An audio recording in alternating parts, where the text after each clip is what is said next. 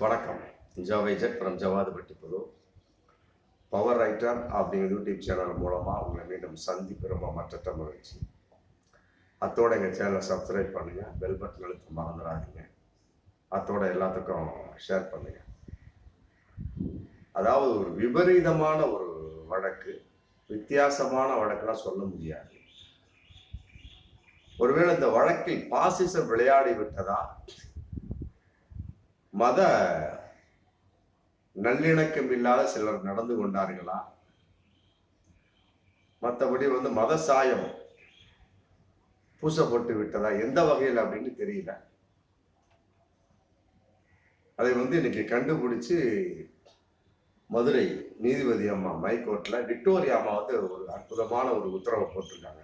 அதாவது மதுரையில் இருக்கக்கூடிய அப்துல் காதர் இப்ராஹிம் அப்படிங்கிறவர், அவர் ஒரு போலீஸ்.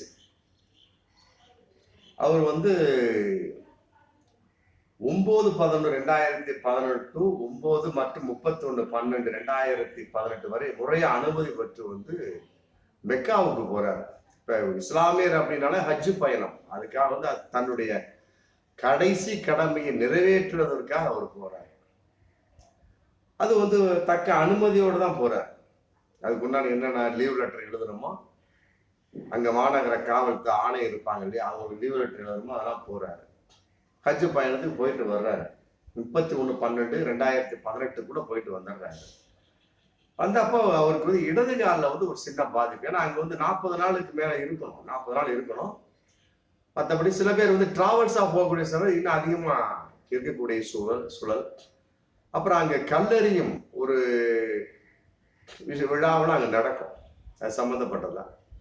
அதன் அடிப்படையில அவர் நடக்கக்கூடிய சூழல் அங்கு காலது அடிபட்டதா, மற்றபடி இறைவனை தொழுது நின்று தொழுது அதனால இடது காலில் பாதிப்பா. ஏன்னா அவர் கடைசி பயணம் இல்லையா, அது இஸ்லாமியரோட கடைசி பயணம் தான் ஹஜ் பயணம். அதுக்கு போயிட்டு வர்றார் அப்துல் காதர் இப்ராஹிம் அப்படிங்கிற அது மதுரைக்கார போலீஸ். அதனால இடது காலில் பாதிப்பா அப்படிங்கிறது தெரியல. எப்படியோ ஒரு விடுப்பு ஒண்ணு கேட்டிருக்காரு. அதுக்கு 10/12/2018 மதுரை ஆணையர்கிட்ட மனு கொடுத்துட்டாரு. மனு அதே இடத்துல அந்த மதுரை ஆணையர் ஐயா அவங்க விடுப்பை முறையோட கொடுத்துட்டாங்க. கொடுக்கக்கூடிய சமயத்துல அவருக்கு தாடி வளர்ந்துருக்கு. நல்லா புரிஞ்சுக்கணும், போகும்போதுல தாடி வளரல. அங்க இருந்துட்டு அங்க சில சடங்குகள் சம்பிரதாயங்கள் இஸ்லாமிய முறைப்படி எல்லாம் செஞ்சுட்டு வரக்கூடிய தாடி வளருது. தாடி வளர்ந்து என்னப்பா உனக்கு தாடி வளர்ந்துருக்காப்பா, அது எப்படிப்பா மீண்டும் உன்னுடைய பணியில் சேர்த்துவது எப்படி அப்படிங்கிற மாதிரி விஷயம். மற்றபடி இதற்கு துறை ரீதியான விசாரணை வச்சிருந்திருக்கிறாங்க. விசாரணை வச்சிருக்கிற சமயத்துல அதுல ஏகப்பட்ட கேள்விகள். அப்புறம் அதன் அடிப்படையில் 3 ஆண்டுகளுக்கு உண்டான ஒரு ஊதிய உயர்வும் நிறுத்தப்பட்டுச்சு.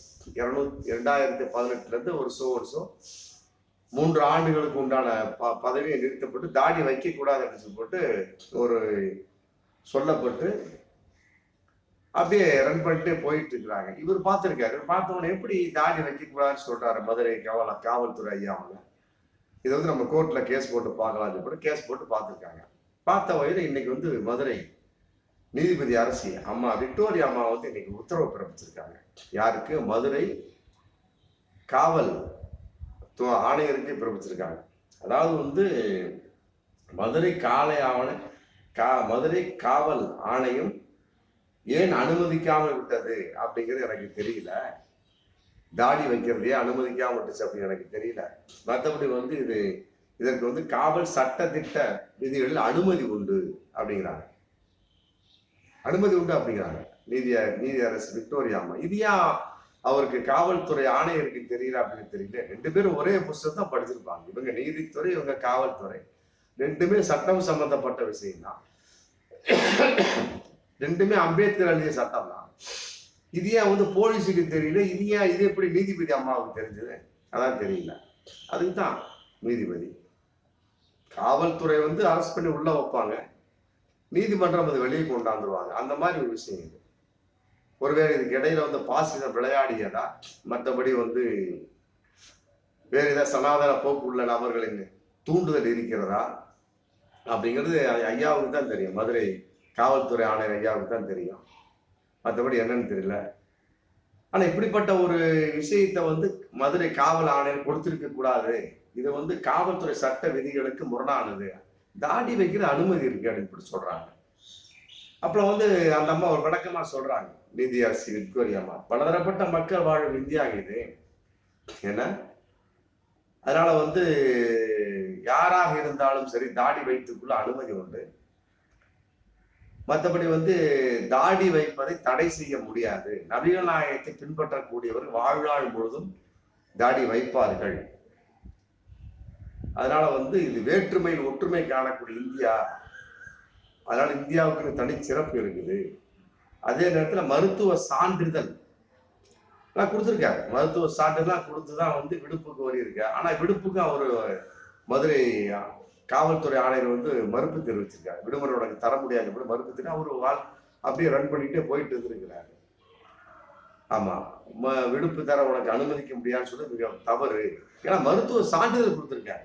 நான் இது மாதிரி ஹஜ்ஜுக்கு போயிட்டு வந்தேன், அங்க வந்து காலில் வந்து சின்ன ஒரு பாதிப்பு ஏற்பட்டிருக்கு, அப்புறம் முறையா வந்து எங்க ஜிஹெச்சுக்கு தான் போக சொல்லுவாங்க, அங்க போய் ஸ்கேனு மற்ற எக்ஸ்ரே சோர்ஸ் எம்ஆர்ஐ ஏதோ ஒன்று எடுத்து அது மருத்துவ சான்றிதழை கொடுத்துருக்கிறாரு. ஆனா அது ஏற்றுக்கொள்ளாமல் அவருக்கு விடுப்பு கொடுக்காதது மிக அதிர்ச்சியான ஒரு தகவல், ஏற்றுக்கொள்ள முடியாது. அதே நேரத்தில் ஊதிய உயர்வை வந்து 3 வருஷமா நிறுத்தி வச்சிருக்கிறீங்க, ஏற்றுக்கொள்ள முடியாது. இதன் மூலமாக ஊதிய உயர்வு நிறுத்தத்தை நான் ரத்து செய்கிறேன் சொல்லி ரத்து செஞ்சுட்டாங்க நீதியரசி விக்டோரியா. ஏன்னா அதே நேரத்தில் இது சம்பந்தப்பட்ட ஒரு ஆணையை வந்து 8 வாரங்களுக்கு 2 மாசம் கணக்கு கொடுத்துருக்காங்க, 8 வாரங்களுக்கு மதுரை மாநகர மதுரை மாநகர காவல் ஆணையர் உரிய உத்தரவை பிறப்பிக்க வேண்டும்.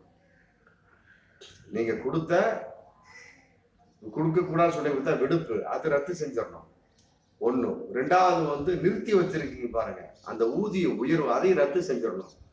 2வது தாடி வைப்பது கூடாதுன்னு சொன்னீங்க பாத்தீங்களா, அந்த உத்தரவை ரத்து செஞ்சிடணும் அப்படின்னு சொல்லி ரொம்ப விளக்கமா சொல்லியிருக்கிறாங்க. ஆமா, இது வந்து மிகப்பெரிய ஒரு அதிர்ச்சிகரமான ஒரு வழக்கு சம்பந்தப்பட்ட அதிர்ச்சி.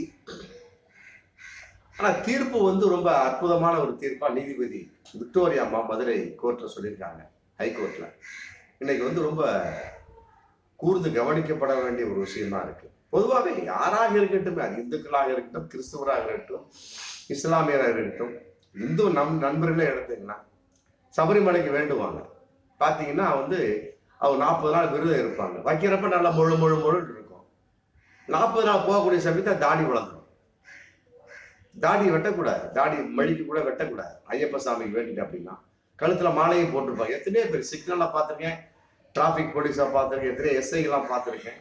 அப்ப அதுக்கெல்லாம் வந்து எப்படி இல்லை, இது வந்து மதுரை காவல்துறை அந்த ஆணையருக்கு இந்த உத்தரவு சட்டம் தெரியவில்லை அப்படிங்கிற ஒரு கேள்வி இருக்கு இல்லையா. அப்புறம் வந்து எங்க ஊர்ல நிறைய பேர் பார்த்தீங்கன்னா இந்த உள்ளூருக்குள்ள அந்த கருப்புசாமி கோயிலுக்கு மற்றபடி ஒரு சில அம்மன்களுக்கெல்லாம் வந்து வேண்டுவாங்க. அவங்கள வந்து ஒரு 15 நாள் 20 நாள் 30 நாள் 40 நாள் அவங்களுக்கு கூட ஒரு விரதத்தை வேண்டிக்குவாங்க. எங்களுக்குள்ள பல கிராமங்கள், எங்க ஊரை சுத்தி ஜவாதுபட்டி புத்தூரை சுத்தி ஏகப்பட்ட கிராமங்கள் இருக்கு. அந்த கிராமங்கள்லாம் பாத்தீங்கன்னா நிறைய பேர் திடீர்னு என்னப்பா நான் முருகனுக்கு வேண்டிக்கிட்டப்பா, என்னப்பா நான் இது காவி எடுக்க போறப்ப, என்னப்பா மகமாமி அம்மாவுக்கு நம்பி நான் இந்த சிறப்பு மாலை அனுபவிச்சிருக்கு போட்டு நிறைய பேர் சொல்றேன் கேட்டு நான் நிறைய பேர் இந்து நண்பர்கிட்ட பேசியிருக்கேன். அவளை பார்க்கும் போது தாடி இல்லாம இருப்பா, மழுன்னு இருக்கான். ஒரு 20 நாள் 30 நாளுக்கு 10 நாள் விட்டாலே இப்போ தாடி வளர்ந்துருதாங்க. ஆமா, 30 நாள் 40 நாள் விடுறீங்க. இவர் அப்துல் காதர் இப்ராஹிம் வந்து அவர் புறப்பட்டதுல இருந்து ஏகதேசம் ஒரு 40 நாள் 45 நாள் கழிச்சுதான் வந்திருப்பார். அங்க இஸ்லாமிய சடங்குலாம் முடிச்சுதான் வந்திருப்பார். அதே மாதிரிதான் ஐயப்ப சாமிக்கு கோயில் வேண்டுங்க நம்ம அன்பு சகோதரர், இந்த அன்பு சகோதரர்கள் அப்படித்தான் 40 நாள் கழிச்சுதான் எடுப்பாங்க, தாடியோட தான் எடுப்பாங்க. பம்பை அந்த நதியில வந்து தாடியை எடுத்துட்டு குடிச்சிட்டு ஜம்முன்னு தன்னுடைய மனைவி மக்களை பார்க்க வீட்டுல முன்னால தேங்காயை உடைச்சு ஜம்முன்னு உள்ள போவாங்க. இதுதான் போகும்போதுல தாடியோட போயிடுவாங்க.